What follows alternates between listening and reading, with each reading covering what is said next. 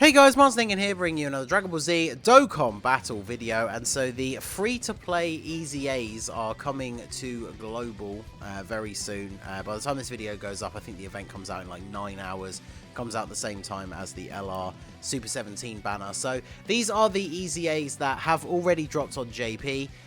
For some reason, at the start of the celebration, things did look a little bit shaky for Global. These things weren't advertised along with the Super Saiyan 4 EZAs, making it look like Global was only getting like half the celebration. Don't know why they chose to delay announcing that stuff, but we are at least actually getting it all. But for some reason, even though the Super Saiyan 4s came out at the same time, these free-to-play ones have come out slightly later. So the units are actually out and EZA'd on JP already. So I don't know why they chose to do that, but hey, at the end of the day, at least we are getting them. So we are getting all the same stuff, and yeah, the celebration has definitely been good so far. So Giru is getting his EZA. He's technically a Dragon Ball Seekers support unit, but obviously he's going to work really well on the GT Heroes team, which is the new like hotness from this celebration. And then the Saiyaman Trunks and the Grandpa Gohan and Pan. They're both pretty decent units, solid free-to-play cards, but the main thing for them is you do need them fully EZA'd and rainbowed if you want to do the LRB Pan Extreme Z area, which is also going to drop very soon. So you need to make sure you have those done, even if you're not that interested in the Giru and like, you know, would maybe never use the Saiyaman and Gohan and Pan card in any other situation. Those two you definitely need to do if you want to get B-Pan's EZA. So if we have a look at Giru to start with, so post EZA he has a Dragon Ball Seekers category lead 3 key and 77%, or int types 3 key and 50%. So pretty decent, I guess, for a free-to-play unit. He raises attack and defense for 1 turn on super attack, does supreme damage and seals. His passive is attack and defense 70%, key 2 and attack and defense 70%, and a high chance of evading enemies' attacks, including supers, when there is a hybrid Saiyan category ally on the team. So this is a big bonus, because this previous attack and defense 70% he did not have, so he was very much reliant on having a hybrid Saiyan on the team to actually be useful. Obviously you still want to do that because you're pretty much doubling his attack and defense. The chance to dodge is new as well, so 50% chance to dodge built in as long as there's a hybrid Saiyan on the team is really good, especially because you are probably going to be using him as a 3rd slot floating support unit. So as long as you have 1 hybrid Saiyan on the team, even if they're not on the same turn with him, he gets that 50% chance to dodge. So it makes him a little bit more, you know, like reliable defensively because he can dodge some of the bigger attacks. And yeah, his support is for Dragon Ball Seekers category allies key 3 and attack and defense 40%. So obviously units like the LR GT trio, a bunch of the Trunkses and Pans, you'll have seen a lot of those units with the chain battle going on at the moment. Obviously Dragon Ball Seekers, those are some of the units that are giving you the highest score, like team points in chain battle. Obviously Dragon Ball Seekers and GT has a lot of crossover, so his links are not the best for the other units that are going to be on the team, especially because most of them are Saiyans, but he does have GT and Shattering the Limit, and then his passive is solid enough plus the support. That doesn't really matter too much that he's not providing a huge amount to the other units on the rotation with his links. So he's pretty solid. If we have a look at his Extreme Z area, you have to use him as a friend. That's the one that the game gives you. And then these are all the units that you have access to. So all GT cards. There's a bunch of free-to-play ones, but there's also some very solid summonable ones in here as well. Giru has to be on the team. So obviously one way that you can do this, which probably makes the most sense just to line up with the leader skill, is to have Giru as your leader and then just bring a full Dragon Ball Seekers team. You can see some of the GT Trunkses and Pans that are on here.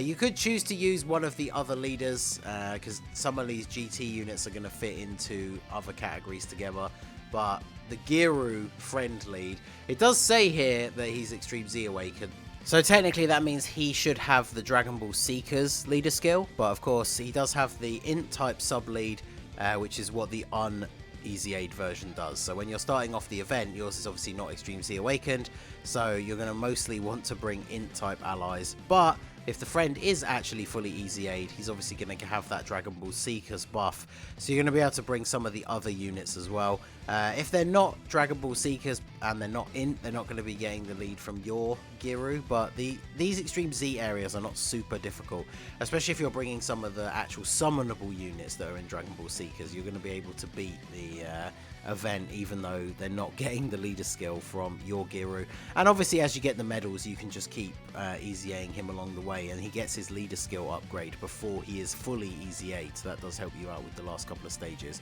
But yeah, there's a ton of units on here. Obviously there's a lot of really good free-to-play units like the recent Int Grade 8 Vegeta, the old GT Spirit Bomb Goku is on here, and then you can see summonable units like the Super Saiyan 3 GT Vegeta, the Grade 8 Goku. A lot of these units are really solid, and this should be fairly straightforward. So next up we have the little Great Saiyaman. After his Extreme Z Awakening, he is a youth leader for 3 key and 77% attack and defense. AGL types 50% and 3 key. He infinitely stacks defense, does supreme damage and lowers the enemy's defense. He gets attack and defense 90% and an additional 7% attack up to 77%, and a chance of performing a crit 7% up to 49% with each attack performed. So obviously if you haven't done this guy's hidden potential yet, you want to go for as much additional as possible, because once his passive is fully maxed out, he's basically got like a 50% chance to crit. So, and then he does have a built-in way to launch an additional attack with 3 or more key spheres obtained. He launches another additional attack with 6 or more, and all attacks become crits with 7 or more key spheres obtained. So if you can actually pick up 7 orbs, you're guaranteed crits. So you definitely want to be giving this guy additional. Sometimes you're not going to be able to get 7 orbs though. That is fairly common occurrence. So as long as you can get the 5 orbs, he's going to be launching a whole bunch of attacks, which is going to help you build up that passive. So even though you can't get the guaranteed crit, you are going to be looking at 49%, which is still very, very good. So I definitely would give this guy 4 additional, especially because the raises defense infinitely as well. So this guy has the potential to attack so many times in one turn. He's going to stack up very quickly, so he is going to be a very solid free-to-play unit for the longer form events. Next up, of course, then we have the Gohan and Pan. They are a Kamehameha leader for 3 key and 77%. And then strength types 3 key and 50%. You can kind of see the trend here. They all have a category 77% and then their own typing 50%. So they raise attack and defense for 1 turn, do supreme damage to the enemy. They get attack 100% when performing a super, and a great chance of an additional attack 100%. Defense plus 50% with each super attack performed, up to 100%. And then key plus 3 plus an additional attack and defense 50% when there is another Goku family category ally attacking in the same turn. They're also one of those units that recovers HP with candy, but that doesn't really factor in outside of like 2 or 3 events in the entire game. So obviously the Kamehameha team, whilst there are some other units that have Kamehameha, there's a huge crossover between that category and Goku family. Like most of the units on there are Goku family, and then the other ones are fusions, and then the odd extreme unit here or there. So it's going to be very easy to get that extra part of their passive. Makes them very self-sufficient with extra key, the extra attack and defense, and then they only have to super attack twice to get their full defensive passive built up. So they actually have a pretty solid set of stats once their passive is fully built. The only problem I see with this unit is they're not a support unit, which Kamehameha definitely would have needed. And when you think about how ridiculously stacked that category is, even with these full buffs and everything, I don't see them being a unit that you're going to run on main rotation, especially because of their links and their categories, because they are a joined forces card, so they're only on Goku family, Kamehameha and joined forces.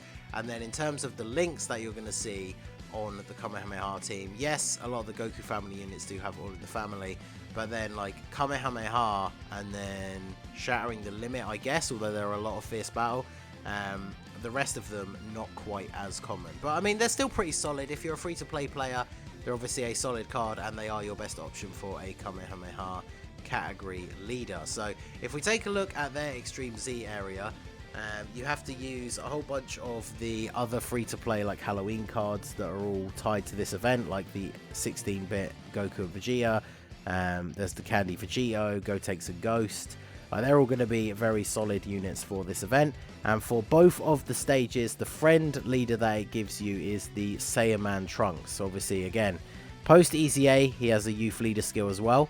So when you go into the event, yours is only going to have this, so you're not going to have the AGL subtype until you get him EZA'd up a couple of stages. So when we look at the units that are available, the easiest thing to do really is to bring a youth team, because you can bring B-Pan, you've got the AGL Pan if you do have her. Go takes a Ghost, who obviously free-to-play card, but very, very good. A couple of the other summonable Go tanks are on here.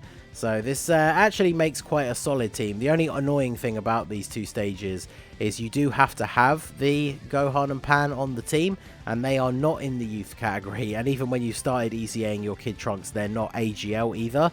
So this is one of the things I get why people criticize Extreme Z areas with the weird team choices that they give you, because they're making you use a unit who then doesn't get the leader skill of the friend that they make you use for the team. I think that's a really weird setup for this, but there you go. So this one is pretty straightforward. Again, this is one of the ones that even if you only have free-to-play cards, you're going to be able to make a very solid team. All of the other events are available. So Candy Vegito and obviously Go Takes a Ghost. Those two, very, very good, very strong. B-Pan as well as the 8-bit and 16-bit Goku and Vegeta.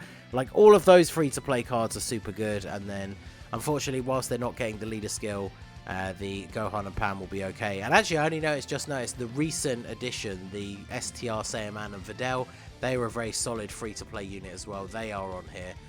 So unfortunately, they're not in youth, but they are another very solid unit that you can choose to run.